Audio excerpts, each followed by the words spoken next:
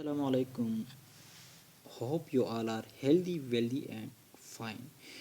So today we are going to discuss humerus, its posterior side. So from posterior side humerus, the head of this is upper region and this is the lower region and this is the body. In this upper region we have head and this head is connected.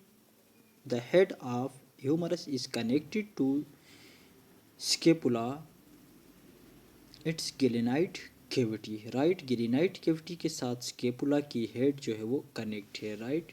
यहाँ पर हमने इसको, ये जो mention है मैं कर रहा हूँ, ये लाइन इसको हमने पढ़ा था। ये हमारे पास क्या थी, ह्यूमरस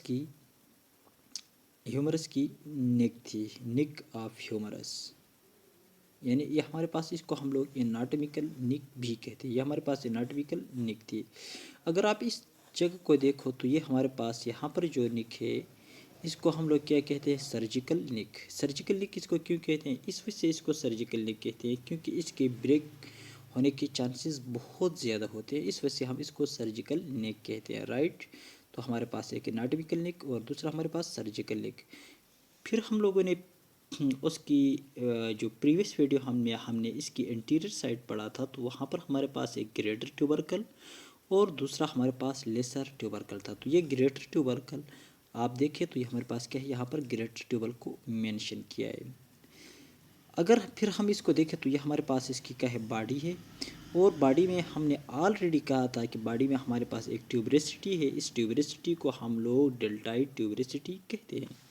डेल्टाइड ट्यूबरेसिटी इसको क्यों कहते हैं, क्योंकि यहाँ पर ये ट्यूबरेसिटी है तो इसके साथ यहाँ पर डेल्टाइड मसल अटैच है। तो आपके माइंड में आया होगा कि इसको ह्यूमरस ट्यूबरेसिटी क्यों नहीं कहते, कि इसको डेल्टाइड इस वजह से कहते हैं, यहाँ पर डेल्टाइड मसल जो है उसकी इंसर्शन होती है। और यहाँ पर हमारे पास इसके अंदर क्या होता है, रेडियल ग्रूव होता है, यहाँ पर ग्रूव है, right.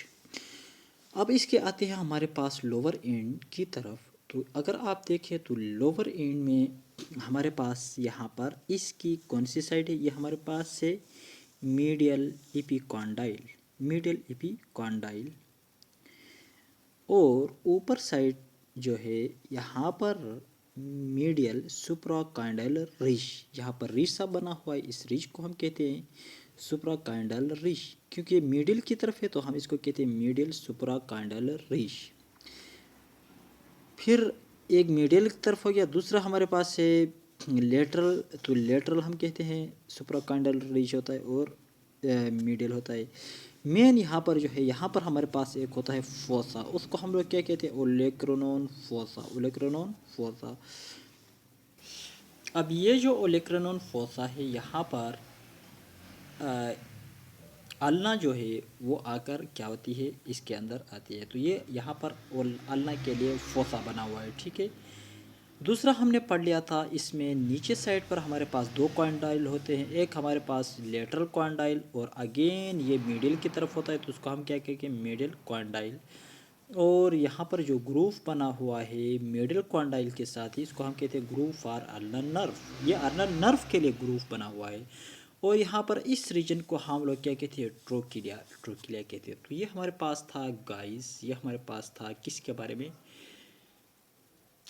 Posterior side of humerus के बारे में था। मुझे उम्मीद होगा आपको हमारी ये मेहनत जो है पसंद आई होगी। अगर पसंद आई प्लीज़ इसको लाइक करें, शेयर करें एंड सब्सक्राइब करें। कम से कम शेयर नहीं कर सकते तो लाइक और सब्सक्राइब करें।